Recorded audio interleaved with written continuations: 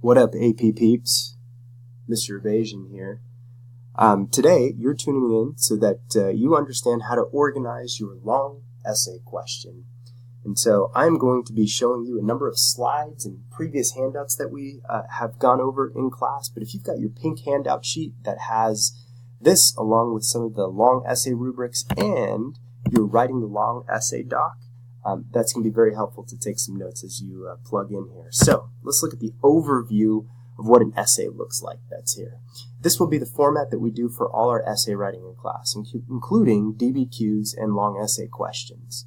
And so you're wondering, what are all of these shapes? And I'm going to get to each one of these so that you understand it, but let's start in the beginning part here. For your introduction, and you will always do this for every essay that you write, you're going to need to give me a contextualization along with a thesis statement that's in the introduction. Now, let's start with the thesis statement that's here. Thesis statement has to be a historically defensible claim, and I like doing it in a two-sentence part. Here's the reason why. When I take a look at your rubric that's here, I've got my thesis and claim. It's got to respond to the prompt with historically defensible thesis or claim that establishes a line of reasoning. The thesis must consist of one or more sentences. I like the more part, but eventually once you get more comfortable with it, we can go down to one. Located in one place, either in the introduction or the conclusion. I'm going to show you where we can actually put it in both, but this is always going to come at the end of your introduction, and you always want to start with creating a thesis statement first before we get into the contextualization that's here. If we're thinking about your historical thinking skills, basically what you're putting together for me is you're putting together an argument development. You're taking a claim, you're taking a stand on a side, and you're going to argue that, much like Trevor Noah does with the Daily Show that's here. So let's give you an example. Let's say this is my prompt. It's a compare and contrast prompt. The impact that European colonists have had on cultural and economic experiences of the native populations prior to 1750. Now, don't be confused if it ever says compare and contrast.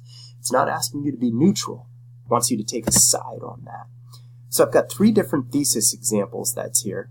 And one of them, kind of like Goldilocks, it's too hot, too cold, but this one's just right. Same thing. This one is terrible. This one's getting there, but this one is just right with enough specific information that's here. So let's just jump to the thesis statements of the yes, because we know it's right there. Although both European powers pitted Native American groups against one another, there's my counter argument. The British and the French differed their approaches to the treatment of Indian family structures and the demand for economic profit with certain New World products. Therefore, the two were somewhat different because of the cultural practices and the need for differing financial needs. You're going to notice what I've done here is I've given the counter argument here that both groups were the same in that they pitted one against the other, but then they very much or somewhat differed in the fact of their cultural practices and financial needs. So immediately already, I've gone into my thesis statement that's here, and it's going to be the last two sentences. Now, after I've got my thesis statement, I want to tack on the first three sentences with what I call the pre-contextualization. That means you're going to describe a broader historical context relevant to the prompt. If you're wondering where we're getting that from, that's going to give you 1 point on the rubric that's here. And this has to relate to the topic of the prompt and the broader historical events, developments, or process that occurs before. It's not a word for merely a phrase or reference. That's why I make it a demand of my students to make sure that they end up going and they end up writing about three sentences. If you're wondering some more information that's here, you can always scroll down to where we have the thesis statements with the setup for the formula. Thank you, John Irish. And then being able to actually get into the contextualization, or what he calls the pre-contextualization. I call it a turning point, something that has happened that is profound. And so when we're talking about that, we're looking at what has been referenced before as the Star Wars. Like, what are the events that are surrounding this? And if you think about it, and John Irish uses this, I want you to think of it almost like a TV show that's here, like previously on Game of Thrones, previously on your TV show, what was happening before. Good rule of thumb is to have it about 20 years ahead of time as you talk through that introduction that's here for that turning point. So if you're thinking about that, let's take that same prompt and look at my intro here. I'm going to go about 20 years ahead. That's here. Actually, because it didn't give me a start date, I can go all the way back to about 1491 because I don't have a start date on this. But it says colonial empires were competing for control once the New World was discovered in 1491 by Spain's Christopher Columbus. Pursuits of abundant resources to fuel the ever-growing markets of a new consumer base in Europe, along with a strong religious belief stemming from the tide of the Protestants against Catholics, created a demand to colonize first the New World and its people. Each motive impacted the effects these empires had upon the native populations in unique ways. So what I've done here is I have created a context to tell you previously coming into this about how they might be different. Why are they there in the first place? I've answered that question there. And so that's my Star Wars to jump you into my story. And then I've given you my argument development, which we see right here. Now that I've done my introduction and I've got my pre-context, my turning point, what was important at that time that really changed things, the thesis statement, now I'm going to get into my body paragraphs. Body paragraphs are always going to be set up the same way with a process we call iced tea, right? And so what we're doing is the first sentence is always going to be your explanation, never your description, but your explanation of your reason of your claim. So it's going to answer the part of the prompt with your argument and sets up what you will prove and explain for the rest of the paragraph. So this is going to be your explanation, and then you're going to give proper nouns and an elaboration to back up that evidence to support your thesis statement that's there, and then transition to the next topic.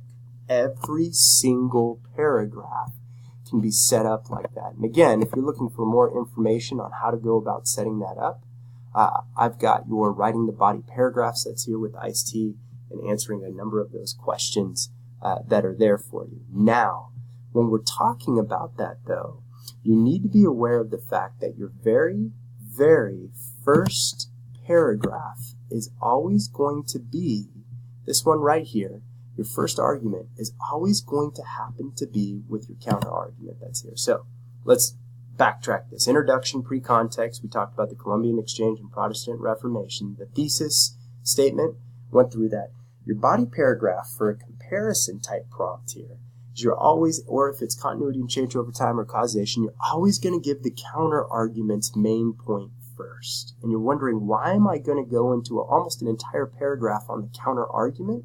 Well, if I'm taking a look at my rubric that's here, when I scroll down for analysis and reasoning, in order to earn 2 points, you first have to use the historical reasoning that's here. So I have to be able to identify the comparison, causation, and continuity and change over time and structure it as such. So in this case, I'm going to talk about the counter argument here being more similarities, like I put in my thesis statement, right?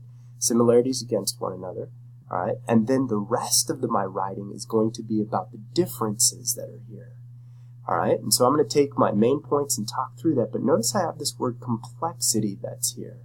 According to the rubric, you need to demonstrate a complex understanding of the historical development, and you can do it in a variety of these ways that are here. But the one way that I think that we're going to get most bang for the buck is explaining both similarity and difference, just like we're doing with this part that's here. Or if it was continuity and change over time, you'd have to address both, or even multiple causes, or explaining both cause and effect.